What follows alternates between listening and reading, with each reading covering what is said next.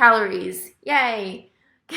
I'm Belle Farrell, and I just recorded this whole video without hitting record, so let's do it again. Today I'm going to be talking about why you shouldn't go too low on calories if you're trying to lose weight and lose fat and look good and feel spicy. Now, a lot of people, for some reason, will decide to go on a diet and they'll be like, hey, let's count calories. And they think counting calories means going as low as possible. They try to skip meals, or they just try to eat as little as possible.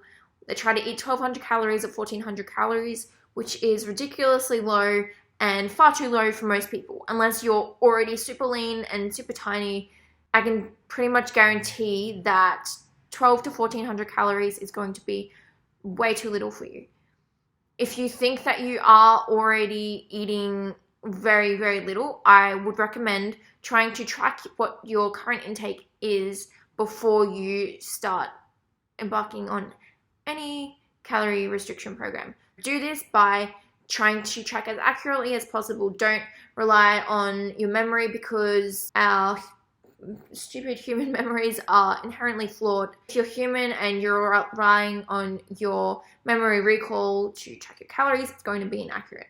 Write down what you eat before you eat it, or track it before you eat it. At the start of the day, do it, or every time when you sit down to eat, before you put anything in your mouth, track it as you go, so you're not ever relying on your memory. Most people will try to use a macro or a calorie calculator to find what number they should be eating, and they're like, why are all these numbers that I'm getting different? Any calculator or calculation you get is an estimate at best. Try and eat at your assumed maintenance for 1 to 2 weeks, and what you want to do in this period is eat as much as you can while maintaining your weight. Rather than trying to eat as little as possible and always being on a diet, try to find what your maintenance is. Maintenance is not a static number, so it can go up and down based on many variables. People will think, oh, counting calories doesn't work, or it's not accurate, but you need to have accurate tracking, and you need to consider that there are many, many variables, like your daily activity levels. So find what your number is that you can eat without losing or gaining weight. For me, I know it's about 2,300 calories if I weigh about 60 kilograms. You need a deficit to lose weight, but why do you not want to just go as low as possible? Won't that be faster? If you try to go as low as possible, a lot of things happen. You're freaking hungry all the time. Maybe not the first couple of days, but you will get super hungry. Your motivation will go down because your mood will go down, your energy levels will go down. And this is your body's way of saying, hey, we're not getting as much food as we need, so we're going to make you move less. We're going to down-regulate a few things so we don't starve to death, and your body doesn't want you to lose weight really fast. More moderate deficit makes you lose weight faster because you lose weight more consistently. If I say, okay, I'm going to eat 2,000 calories a day, and maybe I don't lose as much weight in the first week as the aggressive diet does, but I'll lose weight more consistently. I won't stall as soon as the aggressive dieter.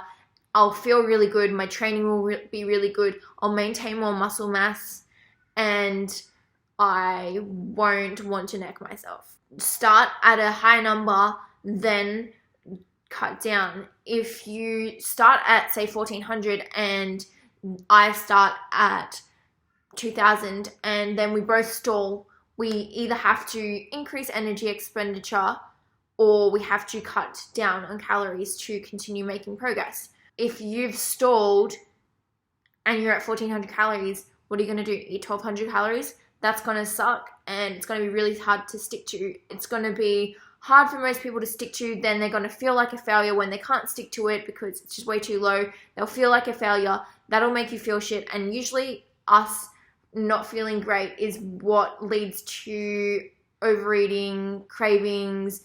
It's going to be an uphill battle, so you're going to get into that restrict binge cycle. So the person who seemingly was going to lose weight slower ends up losing weight faster because they're like, hey, I can eat 1,800 calories, that's easy. And then they continue losing weight.